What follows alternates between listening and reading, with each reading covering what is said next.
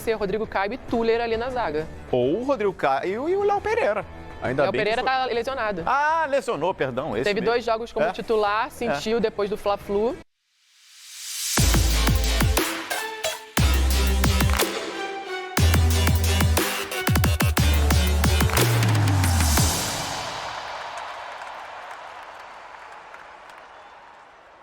Brasília, é isso, Ricardo? Ah, tá bom. Vamos falar da decisão da Supercopa do Brasil, pois as 2 delegações já estão em Brasília. Roda aí, ó. A delegação rubro-negra do Flamengo chegou na noite de ontem. Foi recepcionada por torcedores do clube, né? A equipe do Jorge Jesus disputa no domingo a decisão da Supercopa do Brasil contra o Furacão, o Atlético Paranaense. E olha, para essa decisão, o Flamengo ontem foi surpreendido, hein? Pode não contar com o Gustavo Henrique, que deveria cumprir uma suspensão ainda dos tempos do Santos. Já o Rodrigo Caio treinou antes da viagem, né? E vai poder estrear, vai ficar à disposição aí do Jorge Jesus. Para o torcedor rubro-negro. Segura a Bruna, segura a Bruna. Vamos soltar a Bruna aí? A Bruna tem informações aí do Flamengo antes da viagem. Pode ser? Tá no ponto aí, Ricardo? Então vai. Fala, Bruna. O mês de fevereiro pode ser muito especial para o torcedor rubro-negro. O Flamengo vai disputar 3 decisões: a Taça Guanabara, a Supercopa do Brasil e a Recopa Sul-Americana. No domingo, o Flamengo joga a final da Supercopa do Brasil contra o Atlético Paranaense no Mané Garrincha. Na próxima quarta-feira, o rubro-negro volta a campo para o primeiro jogo da Recopa contra o Independente Del Valle. A partida de volta será no dia 26 de fevereiro. E entre as 2 partidas da competição sul-americana, o Flamengo vai decidir a Taça Guanabara no dia 22. É verdade, já tenho esse conhecimento, o facto de jogarmos lá com o Vasco da Gama, e jogámos, não me recordo qual foi o outro jogo que fizemos em Brasília, o ano passado. É a mesma coisa, é quase, não é a mesma coisa, é quase a mesma coisa como se estivéssemos no Maracanã, o apoio é incondicional, a paixão continua igual. O rubro-negro fez seu último treino no Ninho do Urubu. Os jogadores que foram titulares da vitória sobre o Fluminense fizeram uma atividade regenerativa na academia do CT. Já os atletas que entraram na segunda etapa ou foram reservas durante o clássico, treinaram no campo, sob orientação do treinador Jorge Jesus. Rodrigo Caio treinou normalmente e deve voltar ao time no domingo. Essa é a melhor notícia, né? O Rodrigo Caio, liberado aí pelo departamento médico. E aí pode ser a solução, né, para esse problema de última hora. O Flamengo estava até consultando o STJD para ver se poderia utilizar o Gustavo Henrique. Gente, eu entendo, está suspenso pelo Santos, tem que pagar essa suspensão numa competição da CBF.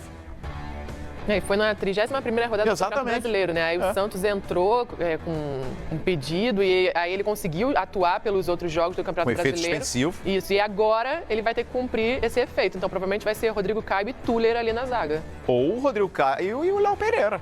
Léo Pereira tá lesionado. Ah, lesionou, perdão. Teve 2 jogos como titular, sentiu depois do Fla-Flu.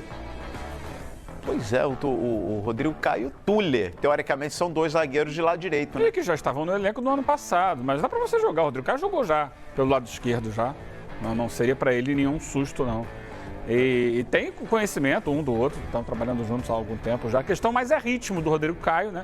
Que vem lesionado, não jogou ainda nessa temporada. A lesão dele foi antes da estreia do time principal.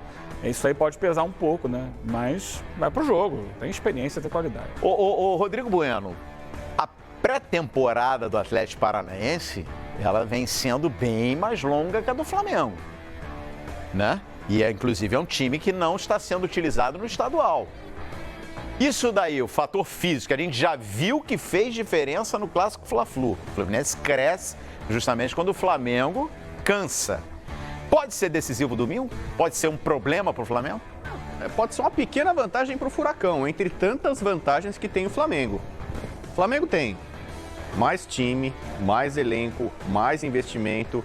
Embora seja jogo em campo neutro, a gente sabe que o campo não é neutro, né? Vai ter uma multidão de flamenguistas. Perfeito. O Furacão vai decidir um jogo neutro no campo do adversário praticamente.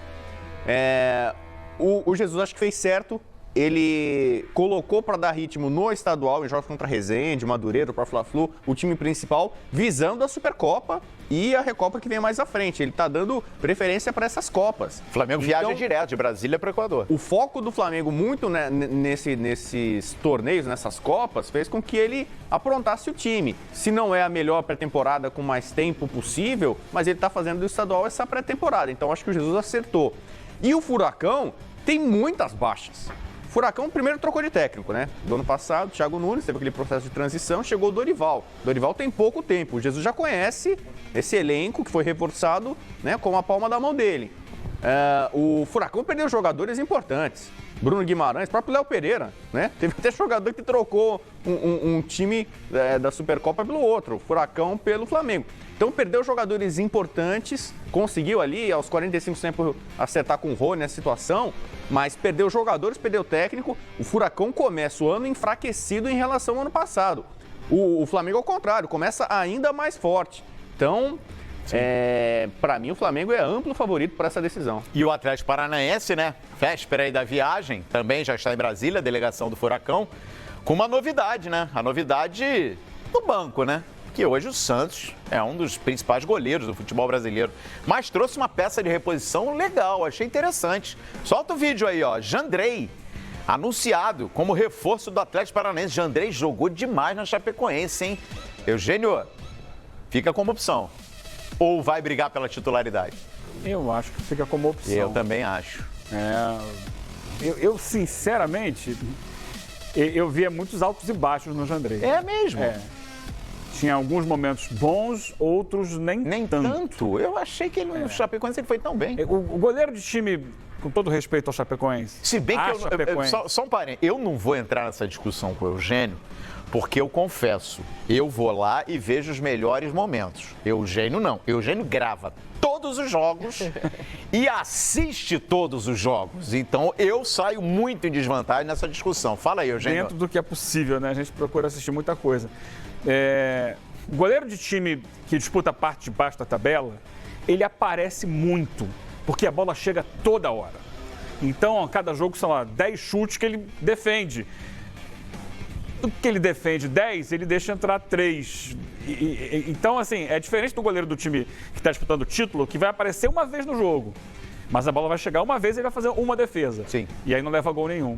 O lá de baixo, ele leva uma saraivada de golpes, pega alguns e daqui a pouco acaba falhando uma, falhando outra. Então ele mostra uma certa irregularidade. Não, isso a gente concorda. Ele vai chegar como opção, né? O Santos é excelente goleiro nível seleção brasileira. A gente tem as prováveis escalações. Vamos colocar os campinhos aí.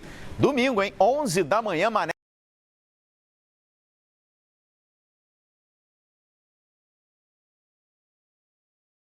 Garrincha, não é a primeira vez, né, Rodrigo Bueno? Eu estava te acompanhando no Fox Sports e eu lembro bem.